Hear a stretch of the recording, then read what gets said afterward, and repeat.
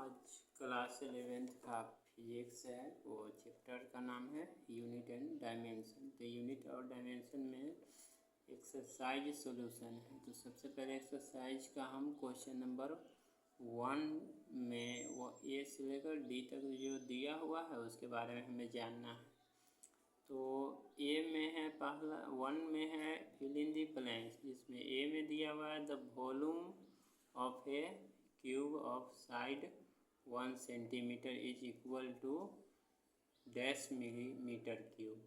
यानी कहने का मतलब है क्यूब है जिसके वॉल्यूम निकालना है और साइड दिया हुआ है 1 सेंटीमीटर में और उसे हमें मीटर क्यूब में निकालना है। तो सेंटीमीटर में दिया हुआ है, निकालना है मीटर क्यूब में। तो इसके लिए सबसे पहले हम देखेंगे क्वेश्चन किस चीज़ पर है, तो वॉल्यूम ऑफ क्यूब पर है। तो हम जानते हैं volume of cube equal to होता है साइड क्यूब, यानी v equal to A power 3। तो 1 सेंटीमीटर हम जानते हैं कि 1 सेंटीमीटर इक्वल टू होता है, क्वेश्चन में दिया हुआ है 1 सेंटीमीटर इक्वल टू होता है 1/100 मीटर। तो यही यहाँ पर करेंगे, एक ही जगह लिख देंगे 1/100 m, यानी सेंटीमीटर को कर दिए कन्वर्ट। ये जो सेंटीमीटर था इसको क्या करेंगे 100 में कन्वर्ट कर दिए 1/100। 1/100 की पावर कितना है 3 है, तो यानी 1/100 को 3 टाइम्स मल्टीप्लाई करेंगे तो यानी पावर में 3 है तो 0 कितना हो जाएगा 3 टाइम्स, तो डबल डबल और 3 यानी 1 पे 6 0। तो 1 पे 6 0 है तो हम लिख सकते हैं 10 पावर 6, तो 1/10 पावर 6 हो गया भी। अब है 1/10 पावर 6 है तो इसे हम इस तरह भी लिख सकते हैं 10 के पावर -6 और मीटर क्यूब के फॉर्म में, क्योंकि यह कैसे हुआ यह भी दिमाग में आ सकता है। तो एक्सपोनेंट पावर यानी 9th में भी पढ़ना था, तो जानते हैं 1/a इक्वल टू होता है a पावर -1, वही एक्सपोनेंट पावर से यह हो गया। सेकेंड नंबर क्वेश्चन है the surface area of a solid cylinder of radius 2 centimetre and height 10 centimetre is equal to dash millimetre square. यानी सरफेस एरिया पूछ रहा है सॉलिड सिलेंडर का और वह भी किस में मिलीमीटर में, और क्वेश्चन दिया हुआ है सेंटीमीटर में। तो सबसे पहले है सॉलिड सिलेंडर का हम एक फिगर बना लेंगे। तो इस तरह का सॉलिड सिलेंडर बनेगा, ठीक है, यानी सॉलिड सिलेंडर बना लेंगे। तो सॉलिड सिलेंडर में देखते हैं दो, ये जो सरफेस है यहाँ पर ये एक सर्कल के फॉर्म में बनता है और ये भी एक क्या है सर्कल के फॉर्म में बन रहा है। तो सर्कल का एरिया जानते हैं πr² होता है, तो ये यहाँ पर कर दिए πr²। और इसके बाद है सिलेंडर का जो होता है कर्व सरफेस एरिया वह होता है 2πrh। तो 2πrh लिख दिए, यानी 2πrh plus πr² plus πr²। तो 2πrh और πr² हो गया 2πr²। इसके बाद है 2πr कॉमन ले लेंगे तो r प्लस h हो जाएगा। आप जानते हैं हम 1 सेंटीमीटर इक्वल टू होता है 10 मिलीमीटर, तो 2 सेंटीमीटर इक्वल टू हो गया 20 मिलीमीटर। 10 सेंटीमीटर दिया हुआ है हाइट, तो 10 में यानी मिलीमीटर में कन्वर्ट करना है तो 100 मिलीमीटर हो गया।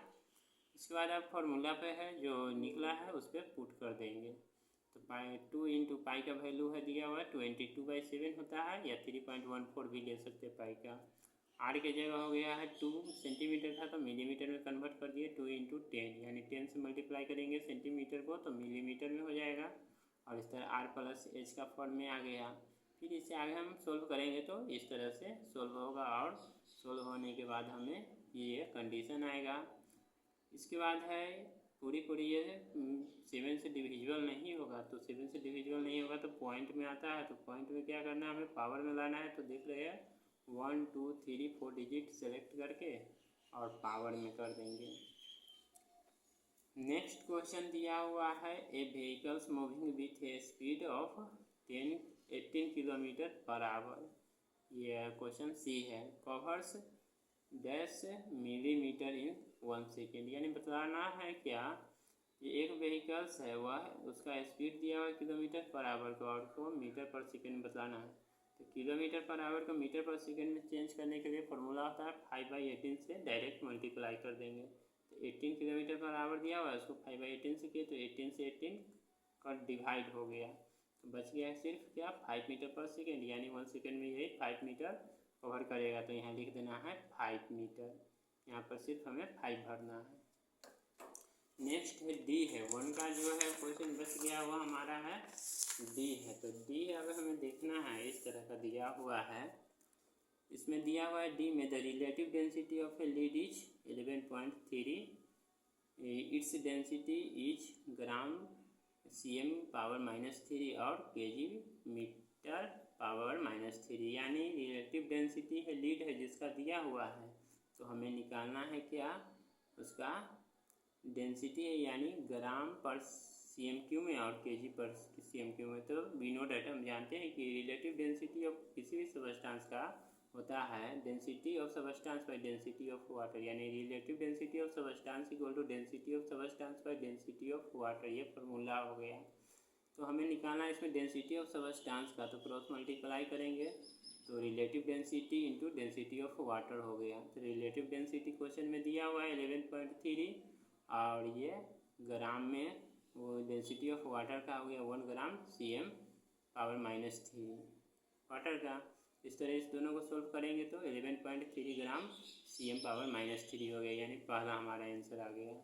अब इसको क्या करना है, kg पर मीटर -3 में कन्वर्ट करना है। तो हम जानते हैं क्या 1 ग्राम इक्वल टू होता है 1/1000 kg। तो यही यहाँ पर है 11.3 ग्राम है ना, तो इसको है 1000 से क्या किए डिवाइड कर दिए, यानी 10 पावर 3 हो गया। और बाई cm³ है तो 1 cm³ तो मालूम है 1/100 होता है। तो यहाँ पर क्यूब है तो 3 टाइम्स हो जाएगा 100 × 100, तो यानी 60 हो गया। तो यही यहाँ पर 10 पावर -6 करती है। इसके बाद है आप सोल्व करेंगे तो एक्सपोनेंट पावर से जानते हैं मल्टीप्लाई में पावर ऐड होता है, 10 पावर 3 और 10 पावर -6 है। तो यह हो जाएगा सोल्व करने पर 10 पावर -3, यानी 11.3 बाई 10 पावर -3। अब इसे क्या करना है 11.3 आया है इंटू 10 पावर -3 है तो ऊपर चला जाएगा 10 पावर माइनस है तो प्लस में हो जाएगा 10 पावर 3। अब हम ऐसे भी लिख सकते हैं या इसको इस तरह से भी लिख सकते हैं 1.13 इंटू 10 पावर 4, क्योंकि यहाँ एक पॉइंट इधर बढ़ा है 11 था तो 1.1, तो यहाँ भी एक पावर बढ़ेगा। तो ये हमारा हो गया kg मीटर -3 आंसर दूसरा का। तो एक्सरसाइज 1 का क्वेश्चन 1 का ऑल हो चुका है।